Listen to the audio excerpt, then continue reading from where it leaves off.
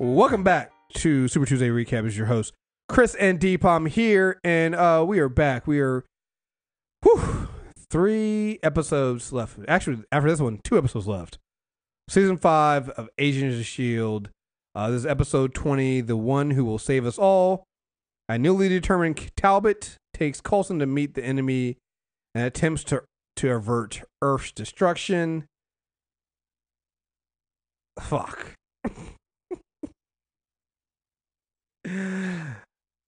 Don't worry, I can fix this. That is not words I want to hear from Talbot ever again.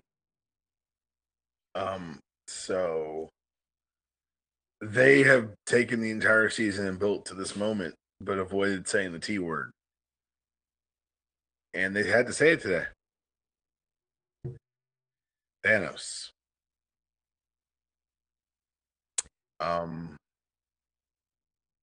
Elephant in the room. That's how's it going to tie in? There you go. The season ends with half the people disappearing. I'm about to say, yeah, that's how the season ends. It makes sense though. If you think about it now and you go back to what we saw in some of the flashbacks that Robin had, where's Robin's mom? Oh, easy. She was one of the ones that was killed when Thanos lived. When you see them going around and wondering why half the city was evacuated when Daisy goes down there, well, half the people are gone. Evacuated. Yeah, people are evacuated because they've all died or evacuated from Thanos. Like, it's an easy way to tie into this stuff is that, yeah, what Thanos does, like killing half. I'm sorry if you guys somehow 2 weeks now have not seen the biggest movie of all time. Spoiler alert. Thanos kills half of humanity. Yo, what's even doper is that this episode was supposed to run when Infinity War was originally supposed to drop. Right. So that it makes sense. Mm-hmm. So again, again, all this stuff is rapidly happening, and so while the team is dealing with this stuff with Graviton and all this, and the consortium, the Avengers are actually dealing with Thanos and the Black Order, and we know that takes a little bit of time. So the end could literally end with, and oh my god, this is great. It could either end with everybody disappearing except for the Agent of S.H.I.E.L.D., or if they end the show and they were like, we're not going to come back for the 6th season, with all of them being wiped out. You can do it either way, and it works. But why all, Chris? You're right. Why all? Well, you do have. You really just have to get rid of Coulson, Mac, and Fitz. Mm-hmm. 3 we didn't see in the flashbacks. You're right. Oh, I hate this show. Yo, it's so great. We haven't talked about the episode yet. We've not said word one about the actual episode yet. Nope. Well, just the way it could tie into Infinity War and the way they did it. And now it makes sense. It's like, the cracking of the earth could come totally after half of humanity has died because of what Thanos does. Without actually, like, it's such a perfect way of tying in without really having to bring any of those characters in and do this stuff. It's because, again, the agents have been, they've been basically cut off from everybody anyway, dealing with their own thing. So why didn't they show up to help with Thanos? Because they're literally trying to keep the world from cracking apart. Yeah. And nobody mentioned Thanos when it comes to cracking apart because it's probably not, it nothing to do with him. Like all these, oh my God, it's a brilliant thing to do, guys. It's brilliant. I'm in awe of what they pulled off here. I really am. Like, they've done a really good job. Like, they never said they never said Thanos. And we're so focused on our show. Man. Really well done. Mm-hmm. So literally what you have is a consortium. They're basically like the vultures. They come in after Thanos has already done whatever he's going to do and offer aid, in air quotes, to whoever's left over. But really what they're doing is just, taking the resource. And if you think about it, with what happens in Infinity War, Earth will literally be ripe for the taking. So, yeah, man, it's okay. It's okay. It opens up a really good view of how they could go forward with this. And now I do want a 6th season because now I'm like, there's so much you can do with that. Because think about it, you come back for season 6, half of humanity's still gone. Well, that's the thing is, I think they've already been like shadow renewed. Right. I think that they are keeping it in the dark because it's adding to what's good. The mystery of because you're right, man. Oh man, because people always sit there and go, oh well, the TV shows don't really connect. Agent of S.H.I.E.L.D. has always been a really good connection to way better than any of the Netflix shows. Connection to what goes on in the movies, and that's a perfect way of tying in. You literally have because what is it that Talbot says? He's basically like, I can be the shield that protects humanity. Well, again, you literally have S.H.I.E.L.D. coming back from the ashes to protect humanity as the Avengers and the big dogs are out here trying to do whatever they got to do against Thanos to fix reality, while the heroes on the ground, somebody needs to be on the ground doing shit. Like, dude, there's so much they can do. I'm very, very excited now. Yeah, I don't know what the hell is going to happen next 2 episodes. We just got Quake versus Graviton. Yep. It did not go well for Quake. No, it did not. It did not. So, well, unless she gets a power upgrade. Which leads to Broken Planet. We're right on track, guys. We have changed nothing. Nothing has changed. The first half of the season was not a learning experience and pick up Deke. Mm-hmm. To the point where Cassius, the father of our Cassius, is now here. I was like, as soon as I saw the meat, I was like, okay, where's the blue bastard? He's got to be in there. And then he started talking. I was like, son of a bitch, that's got to be Cassius' father. I have sons too. Oh, we know. We definitely know. I like the idea that it's something we've seen before. We've seen that the Kree have manipulated, and that was the whole thing. It's like they manipulated, came in as they were helpers. I mean, I now want to go back to watch the first half of the season again, because when we were getting bits and pieces of here. That's what it's coming in at. And also the real problem wasn't alien. It was internal. It's gonna be a Graviton Talbot who thinks that he, which by the way, I'm not even sure if I'm still not sure if he's gonna be the one that does it or causes it. Like, I still have a feeling like there's more going on here.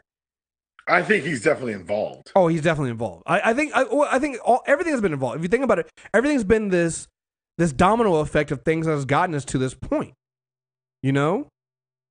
Everything's gotten here. Think about it. If Hale doesn't torture Talbot, Talbot's mind isn't cracked.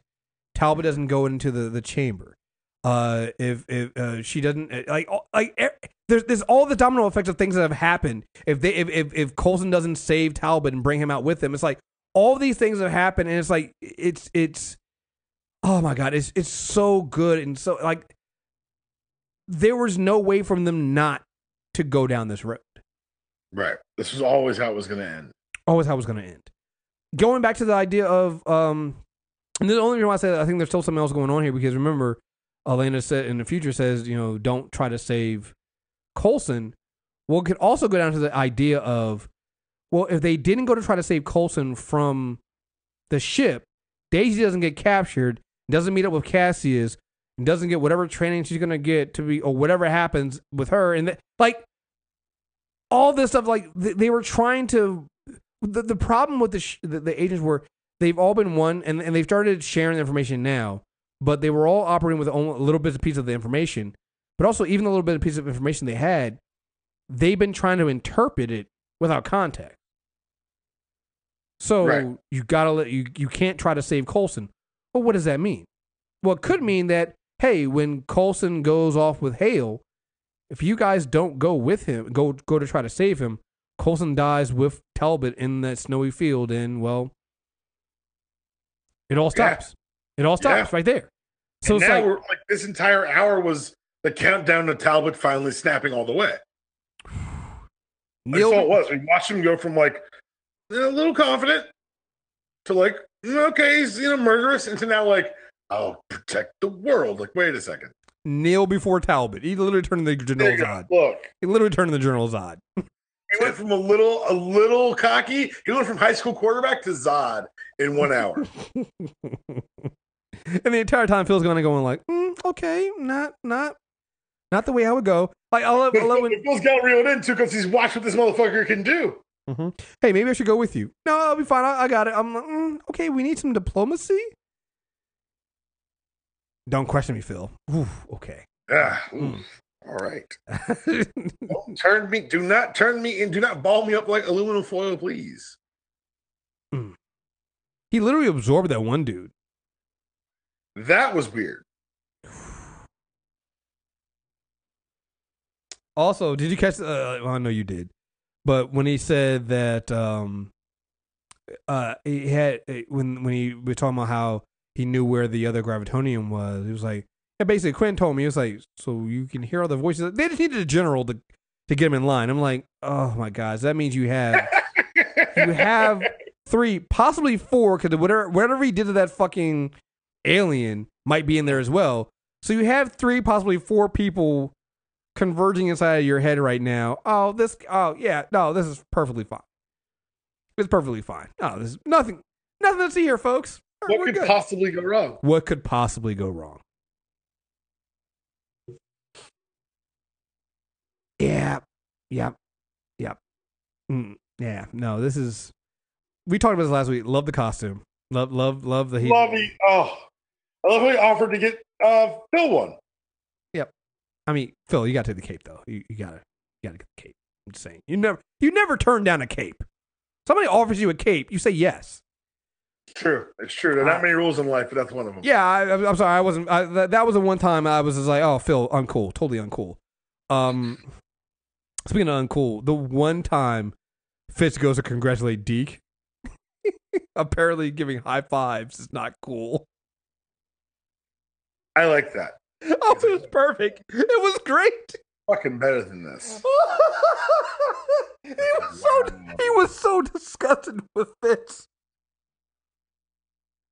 It's like he saw Fitz doing the wave and like, come on, man.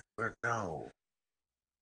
What I love about it is though, it really was like Fitz trying to give Deke some props for the first time ever. What are you doing, man? That's not cool. That's so. Oh, you're better than that.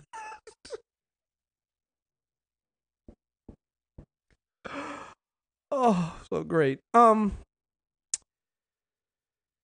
Yo-Yo didn't lost her mind.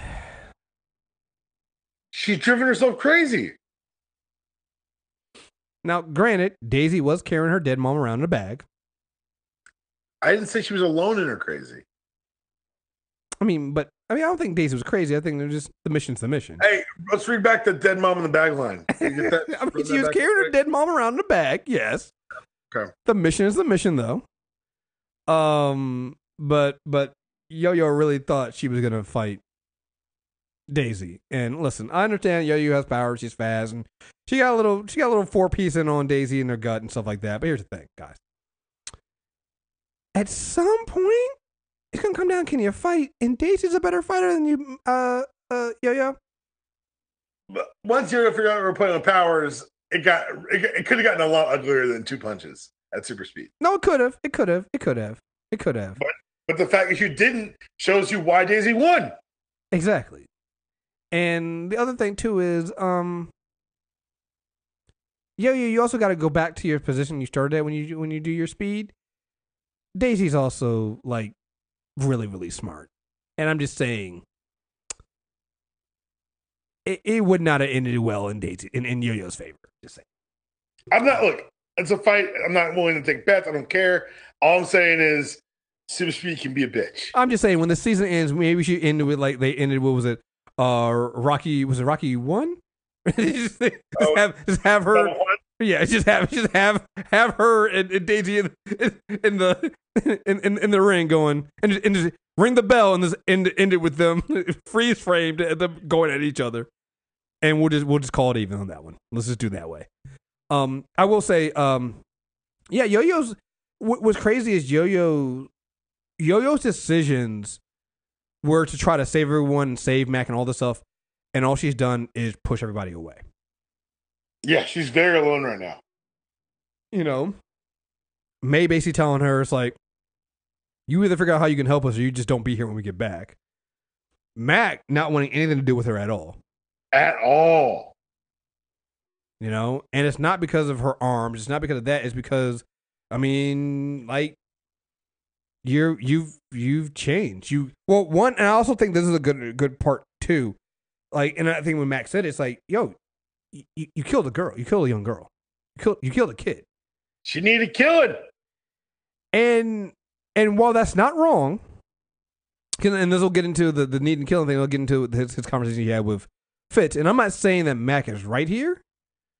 But like knowing how Mac feels about kids, and particularly with his daughter, and that's fair. And then what happened with him and Yo-Yo when they were taking care of Flint.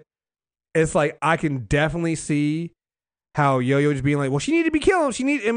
Yeah, okay, but it's still a young girl. That's gonna be that's a very fair point I hadn't thought about. That's gonna be a hard. It's a fair point because I think that's where Mac's coming from on that one. I'm not saying he's right because then he had the conversation. We don't agree with Mac here. Oh no, because then he had the conversation with Fitz, and he's like, "Yo, when did killing become the only way?" He's like, "Symbols how you live a good life," and I'm like, "Yo, Mac, that is so naive." And Fitz basically told him. Fitz was like, "Yeah, but okay, history tells us that that's not true." Right. And he's like, "Oh, that of course you would say that." I'm like, "Yeah, because it's true." It's like you want Mac is trying to live into this perfect world. And I get that Mac feels betrayed, and I get that Mac is angry at Fitz and Yo-Yo. Like he has every right to be upset because, they did fuck up. The Yo-Yo, locked him up in here, and like he told Fitz, like, you went with her. But his ideology and how he chooses to look at things, Mac, you're fucking naive as shit. Mac, you're naive as shit. What are you talking about? Like, that's not how this works. If it comes down to, but you know what's so funny about this, and it's now that I'm thinking about it, it makes sense this episode was timed at this point, and that was the original release date of Infinity War. And you and I talked about this. Like, it's literally Cap's argument in Infinity War when Cap is like, we don't trade lives, and Vision's like, well, that's not entirely true. You kind of did. And then they changed the subject because they never answered. I'm like, yo, Cap, you're being a huge hypocrite because you literally did sacrifice your life to save everybody when it came to the Tesseract in First Avenger. Like, you literally did that. And now when Vision wants to do the same thing, you're acting like it's off the table because it's not you. It's like, well, it's like they said to him. It's like this time there's a choice. Mm-hmm. Yeah. That time there was no choice. This time there is one. Mm-hmm. And so we had this conversation with Mac and Fitz, and even his thing with Yo-Yo, and the way that the difference is perspective. Mac thinks there was a choice, and Fitz and Yo-Yo think there wasn't. Mm-hmm. And so who's really right here? Because technically you could say that you could make an argument that Mac is right because killing Ruby didn't really help anything and actually might have exacerbated the problem. But if that's always going to happen. Exactly, which is probably would have been the argument Fitch would have made because you can't change time. Mm-hmm. So, I don't know. I like that. Again, I totally get where Mac is coming from. I just don't fully agree. I think that Mac has always tried to live as one. He's never really wanted to be a shield agent. Remember, Mac's always kind of been the reluctant agent. So I get why Mac feels this way, but it also means Mac, you're watching as everybody else. It's basically a few good men. Like you are living in the comfort and security that everybody else is providing, because other people are out there making that hard decision. That was my senior monologue. Mm-hmm. It's just that is what you're doing. Like Coulson crushed the chest of fucking Ward. Yep. This team kills all the fucking time. Shit. When when Garrett tried to get back together and Coulson blew him up, it's like, yo, this team kills all the fucking time. Yo, they killed Garrett as a laugh line. Yeah, they really did. They really did. That shit was a joke to them. Yeah. It was like, oh shit, look at this. Look what I got, guys. It still works. Mm-hmm. Mm-hmm. Hell, man, dude, you guys killed Cassius. Yes. So this I'll kill Cassius a lot. Right. So this idea that killing's off the table, it's like, Mac, you don't even believe that. But it goes back to what I was saying before. It's different for Mac because it was a young kid. Mm-hmm.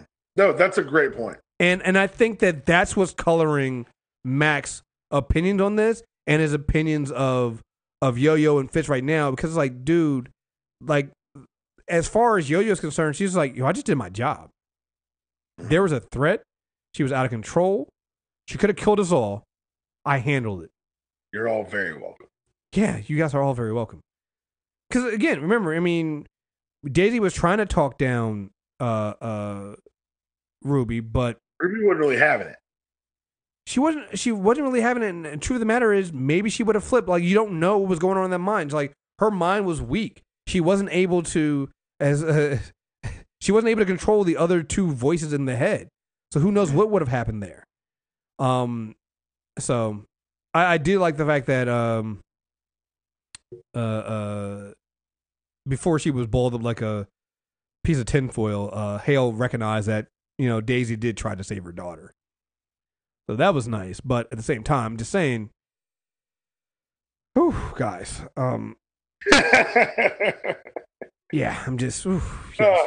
I mean, well, here's the thing too, like, I knew that was coming, even before she started trying to do the whole Hydra, your compliances will be rewarded thing, because Talbot was also kind of remembered that you took me from my son and tortured me. Also true. Yeah, you're not gonna get out of this. Nope, not one bit. Not gonna get out of here. I'll keep remembering. It's not the Consortium; it's the Confederacy, which also makes me like I want them dead because I'm sorry, Confederacy has a really triggering name for me right now in the country we live in right now. So I'm just saying, Confederacy is not the good name you want to have for your organization coming and wanting help from people on Earth. Just don't go there. Daisy talking to Gemma. Are you willing to let Coulson to die? Yes or no? Which is probably going to be the question that needs to be answered in the final episode. We need to have everyone have that. I want to have everyone have that. Let's have that conversation now. How about that, guys? Mm-hmm. Let's have this conversation now so that we know where we stand and we know who's got heart to do what needs to be done and who we need to leave on the ship. Mm-hmm. Someone's getting left on the ship. I'll be good and goddamn if I die because y'all couldn't pull the trigger. Maybe that's just me. I'm just saying. I'm crazy. Because here's the thing that I think we and this is where I come in at like, I'm interested in seeing where it goes and that Talbot might be a red herring in terms of cracking the earth. It's like, whatever they're planning on doing with the centipede and was it Jylin? I think that was her name. Her DNA and putting that on the Coulson. Probably not a good idea, guys. Just saying. Definitely not a good idea. Probably, I just don't think that's a good idea to do. And you know, even when you have even Gemma, after everything Gemma's done, when you have Gemma going, yeah, guys, I'm not Daisy. I'm not really sure we should be doing this. And Daisy's whole thing is, well, are you willing to let Coulson die? Yes or no? That's the only question. And I'm like, there's a couple other ones. Yeah. There's a couple other questions we should be asking here, because I think that, what kind of life will we have? Couldn't agree more. Yeah. And then poor Deke. First of all, the lemons. Somebody put lemons on my bed as some weird prank. Yeah. Stupid pictures. Oh my god. Oh, so good. So good. That's right. I forgot that she didn't know that, Fitz was his grandfather. And her reaction was like, that makes sense because you and Fitz are such, gonna say assholes, but special people. But also like the fact that Daisy had that kind of breakdown moment where she's talking to Deke, and Deke's trying to warm up to her and tell her he likes her, but can't because she probably goes in that everybody she gets close to dies, and that she's still in love with Lincoln, and bringing that her feelings for Lincoln and what happened there back up, and then the fact that she can't lose Coulson as well. It's a real moment, and it makes sense, and it shows you that while going back to the whole "Are you willing to let Coulson die?" like she's being irrational, but it's because she's not ready to lose another person that's been close to her and all the stuff she's been through. We were it's so funny because there's so many parallels to me to this and Infinity War. It's like that scene with Thor talking about all the people he's lost, and you're like, start going through it, like, damn, he has lost everybody in his life that's close to him. Then you start thinking about Daisy, and you're like, shit, so is she, and she's really literally down to just this team. Particularly May and Coulson, and so she can't lose them. Like they become her surrogate mother and father.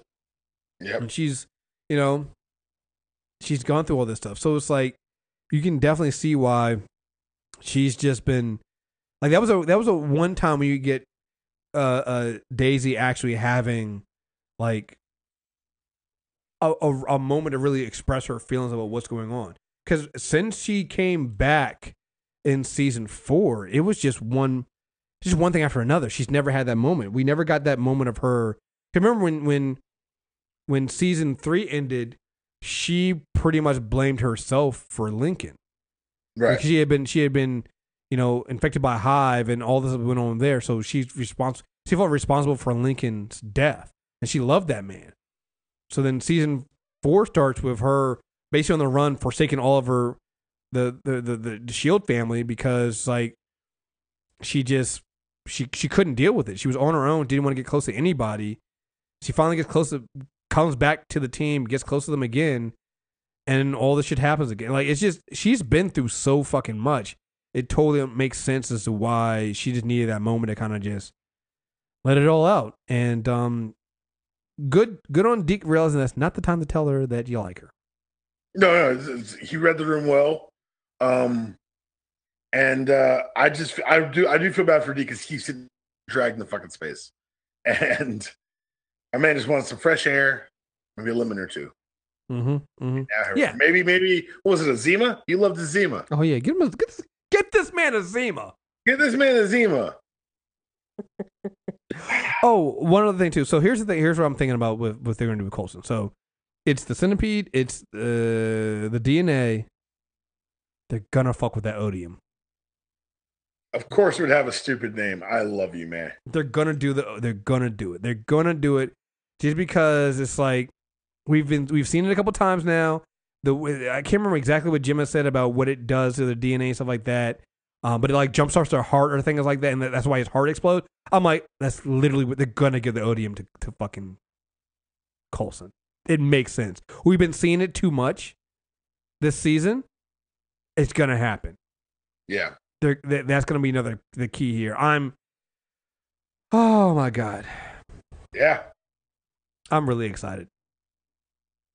Anything else you want to say? We do give it an email. Dpalm? What's up? Anything else? You gotta say? I got it. Let's go to the email. All right, cool. Here we go. From Fantasia says, 4 question: Daisy versus Elena with powers. Who do you think will win? I'm thinking Daisy because once she feels herself not being hit anymore, she can lift her arm. Like I said, I think it's an interesting fight because of the powers, but I think that Daisy is definitely just a better fighter. So, yeah, but if you use super speed the right way, it shouldn't be a fight. Yeah, if you use it the right way. But you saw, like, I like how they illustrated in this episode. You had Elena run over, hit her twice, run back, and then see the effects of the punch. Oh yeah, that was actually smart. Love the show because they get it. Yep. But she always has to go back, so there's that problem. So you better put her down when you. I'm just saying, you better put her down when you get that because you're only gonna get one shot. Just saying. 2, do you think Daisy being given to the Kree is what really made her the destroyer of the world and not the Gravitonium?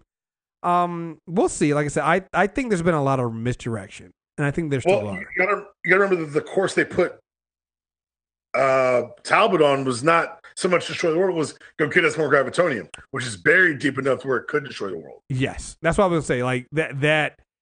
When I heard that, I was like, I gotta get more Gravitonium, so I become Earth's mightiest hero. Which, by the way, love to keep throwing it in there. Smart guys, love that.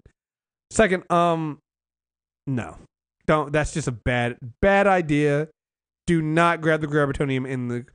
Because what if that Gravitonium is literally what's all that's holding her? Like, just don't do that. Don't do that. That's not a good idea, Talbot. Stop. And I will say this: if we get Shield assemble, I'm gonna stop. Can the team get back together after everything with only 2 episodes left? I think that's the thing. I think this team, because even now, while they have their personal issues, they still work together. So we'll see that. Now, will things be able to go back to where they have been and were before? Absolutely not. Absolutely not. But we'll see. Like, we'll see how this. I don't know, because I don't know if the show's coming back or not. It really colors my theories and what they can do going forward, what they're going to do for these next 2 episodes. Right. You know, because I feel like if they're not coming back, then yeah, they could resolve it, and they might. If it's not, then absolutely not. And hell, some of these people might end up disintegrating like the fucking Raptors when LeBron steps on the court. I'm sorry. I had to do that. Like, what you guys don't know is that Dpalm and I literally spent like 30 minutes before we started doing the Arrow podcast talking about the single-handedly how LeBron is basically Thanos, and it's. I'm saying I don't know how it works though. Seriously, I'm not like I don't know government that well. Is he king of Canada now? How does this work? I think it's prime minister. I think that he's definitely. Does Canada use a king? Yeah, I think that's just what I think that's what it is now. I will say this: you have not seen Thanos and LeBron in the same room together. Yo, you know what? LeBron or Thanos, I went and saw the movie again last night. Oh, I want to talk about that in a second at the very end here. But Thanos isn't bald. He's got that nice close crop cut. You can't really see where the hairline ends or begins, but it's not the strongest hairline. Is he LeBron? I don't know. Just saying, never see the 2 of them in the same room together. For when they were talking about Thanos, were they talking about him as if Infinity War was she put Infinity Wars, thank you, Dim Wars, was happening then. Rude. And as if it didn't happen yet. No, I think it was happening at that moment. Like the Thanos and the Black Order, well, maybe not even Thanos himself, but the Black Order probably just showed up. Infinity War only happens over like 12 to 18 hours. Yeah. Like, it's a sprint. Right. And if you think about it here, this is the same thing that's going on. Like, I think these next 3 episodes are going to happen around that same time too. It's almost like a real-time situation. Yeah, I think at this point, and again, when you match up the idea that this episode was supposed to go with the original Infinity War date, it makes sense. So that's why, like, the Black Order shows up, and then like the Zephyr takes off to go up in outer space. I think that's why you don't see them being really aware of what's going on, because, well, shit, they got their own shit to take care of. They're dealing with this fucking Kree spaceship that just showed up over the lighthouse and stuff like that. So, I think the next 2 episodes tie very well into that, because again, it's only 2 more episodes. So, I like to talk to Daisy and DCAD because I think it gives more weight to why Daisy really is doing this. She doesn't want to lose anyone else. Deke really left lemons on her bed, and him revealing that Fitzsimmons is our grandparents and that he likes her shows me that he's not all that bad. He listened to her talk and said to himself that this is not the right time, but he's going to die to try to say, save Coulson because he told her she won't lose anybody else. Daisy's reaction was funny, comparing him and Fitz, but not knowing how to say it. Mac and Fitz talk was intense. Yeah, absolutely. Like, again, the show is so great because, again, the pairings, and you're seeing the fracture between groups that we normally see. Like, Elena and Mac are night and day before. They're basically like what Fitz and Simmons are now. We don't separate each other. We don't put any distance between the two of us.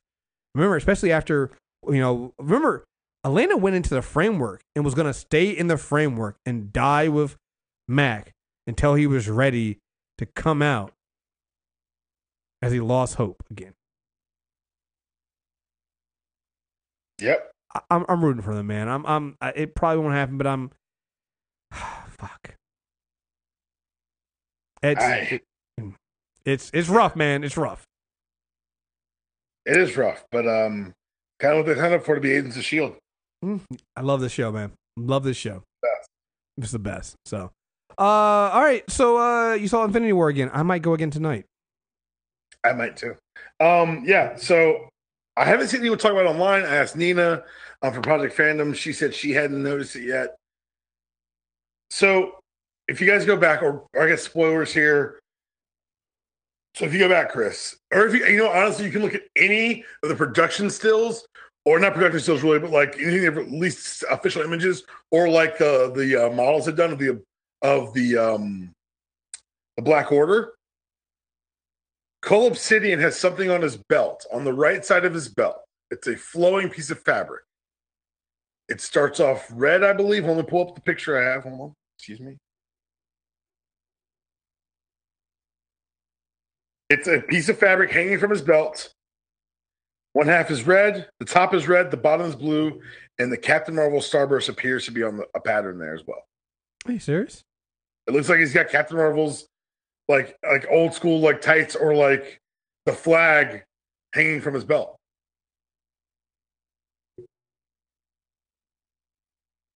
Like, Google the images from the movie. He's got something on his belt.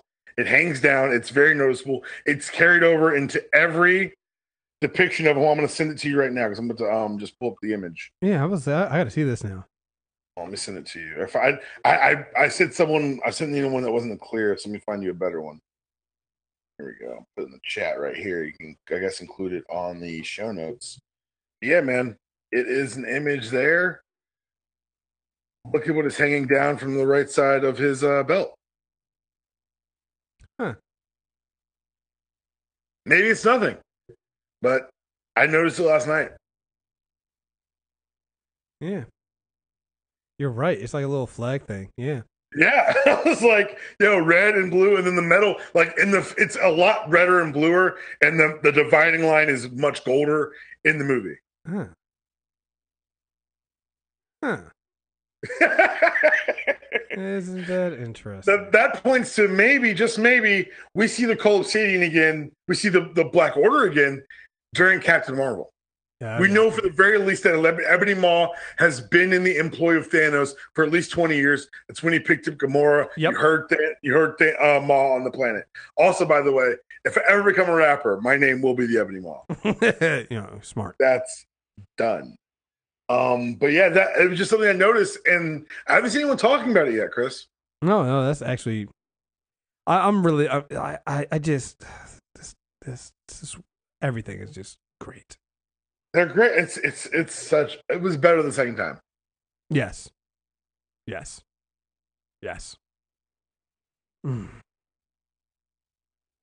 Already crossed $1 billion in 11 days.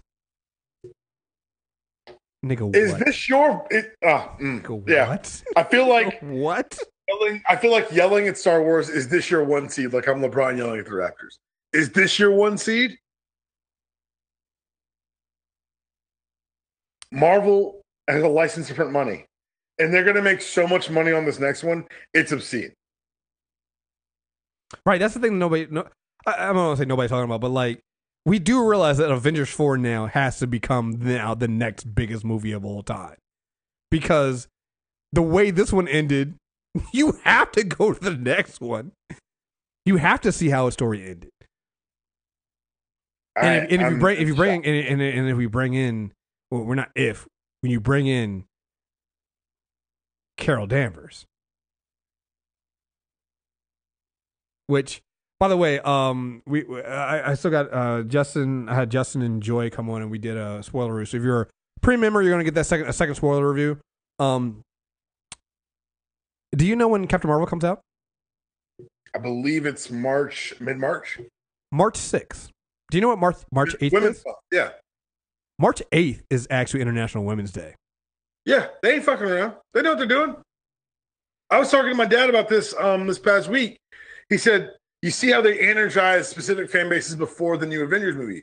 Because Black Panther obviously energized the black fan base leading into Avengers. They're going to energize women. And if you liked Wonder Woman, you are going to get your fucking wig rocked by Captain Marvel. I'm so, okay, so let me give us a little 2-minute thing about Carol. Can't wait to do this character corner because it's going to get crazy. Oh, yeah, it's going to get crazy. I can't wait to do that one. But early 2000s, Marvel legitimately was like, wait, why isn't Carol our Superman? And no one could answer. So with House of M, Brian Michael Bendis kind of instituted the edict that we're going to start centering Carol more. And then she graduated from Miss Marvel to Captain Marvel. Then the Carol Corps started. And then she had her own legacy in the new Miss Marvel series. And now she's making the big screen. This is a concerted effort to revitalize a character that has been done, I believe, saying wrong is fair, who's underserved previously. The company said, let's get behind her. Let's find some writers to work with her. Let's get some series out there. And bingo, bango, that starburst on a pager made me scream in the theater.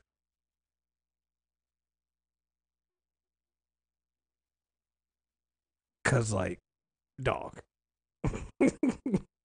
She's Superman. She really is. She's the most powerful hero in the Marvel Universe. And I will, because she can absorb energy. So if Thor comes at her, like, she absorbs that shit. She's a fucking problem. Mm-hmm. Like, and so now I guess is Carol and Thor together. That's good. That's a power. Yo, Thor almost won this shit by himself, by the way. Right. So power. And that's something I realized watching it again. Like, yo, Thor almost won this shit all by his lonesome. Right. Thor came through and was like, you know who the fuck I am? Bring me Thanos. Like, yes, sir. Mm-hmm. We'll get right on that, Odinson. We'll get right on that. Yeah. Yeah, I'm looking at it now. So, right now it's looking like Infinity War also has the second biggest weekend ever with 112.5 million domestic. Only topped by Star Wars: The Force Awakens. However, there's an asterisk beside Force Awakens because its second weekend happened during the Christmas holiday. And